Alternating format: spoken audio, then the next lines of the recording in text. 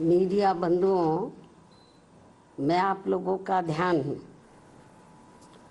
बौद्ध महाबोधि मंदिर गया से संबंधित बोधि गया टेम्पल एक्ट 1949 का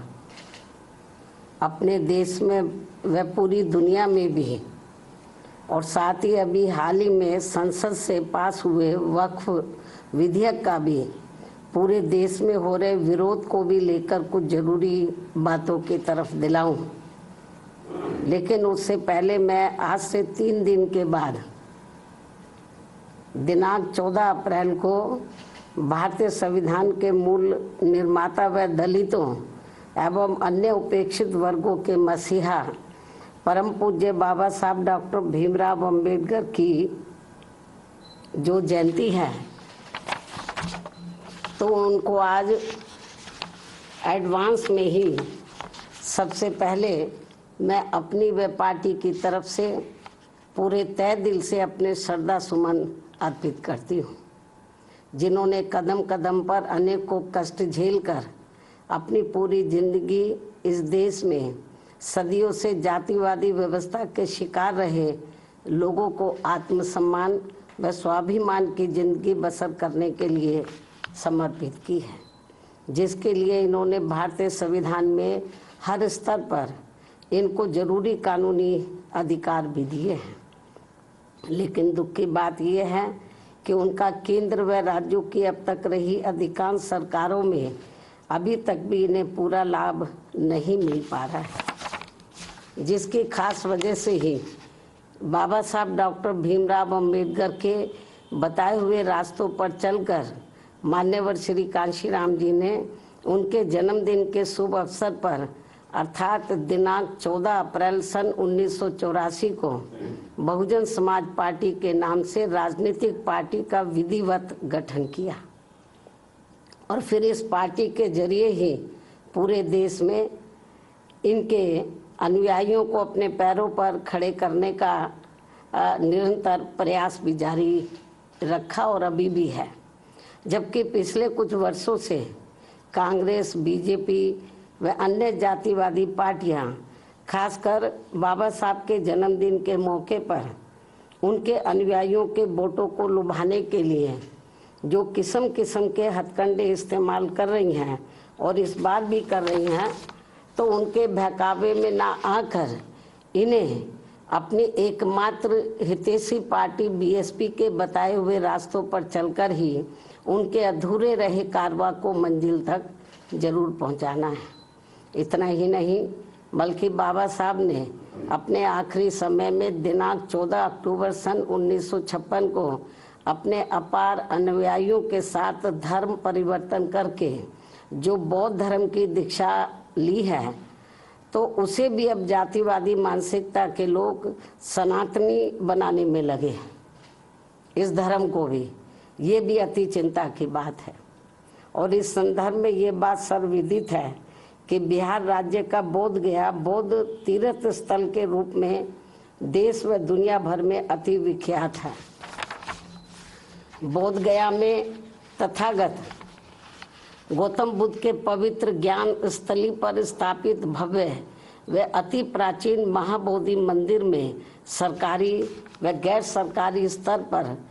गैर बौद्ध धर्म के मानने वाले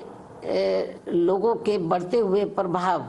एवं दखल को लेकर पूरे देश व दुनिया भर के बौद्ध भिक्षुओं व बौद्ध अनुयायियों में भारी बेचैनी व आक्रोश व्याप्त है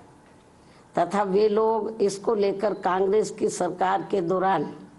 सन 1949 में बने बोध गया मंदिर प्रबंधन कानून में जरूरी परिवर्तन की मांग को लेकर शांतिमय ढंग से काफ़ी समय से आंदोलित भी हैं। ये कांग्रेस के समय में ये कानून बना था। उल्लेखनीय है कि देश की आज़ादी के बाद कांग्रेस पार्टी की सरकार द्वारा बिहार में बोध गया मंदिर प्रबंधन के संबंध में जो कानून बनाया गया था, तो उसमें जिला अधिकारी की अध्यक्षता में 4 हिंदू व 4 बौद्ध धर्म के मानने वाले लोगों की कमेटी बनाने का प्रावधान किया गया है। जो पहली नज़र में ही अनुचित, अनावश्यक व भेदभावपूर्ण लगता है। और सरकार की इस अनावश्यक दखल अंदाजी की वजह से ही वहाँ महाबोधि मंदिर में पूजा पाठ, देख रेख, संपत्तियों के संरक्षण, रख रखाव व साफ सफाई आदि के साथ ही लाखों तीर्थ यात्रियों की सुख सुविधा आदि को लेकर भी स्थिति लगातार असहज व तनावपूर्ण सी बनी रहने की आम शिकायत है, जिसकी वजह से बौद्ध धर्म के मानने वालों की ये मांग है कि महाबोधि मंदिर की पवित्रता को पूरी तरह से बनाए रखने तथा इसकी सही से देखभाल के लिए ये जरूरी है कि मंदिर में पूजा पाठ, उसकी सुरक्षा व संरक्षण आदि की पूरी जिम्मेवारी बौद्ध भिक्षुओं व बौद्ध धर्म के अनुयायियों को ही सौंपी जाए, जो इनकी ये मांग जायज है, जिस पर वर्तमान सरकार को तत्काल उचित ध्यान देना चाहिए। वैसे भी अधिकतर लोगों का यही मानना है कि 1949 में जब मंदिर प्रबंधन के संबंध में कानून बन रहा था तो तभी कांग्रेस पार्टी की केंद्र व बिहार राज्य की सरकार को संविधान के धर्मनिरपेक्षता के सिद्धांतों का सही से अनुपालन करते हुए महाबोधि मंदिर प्रबंधन कानून में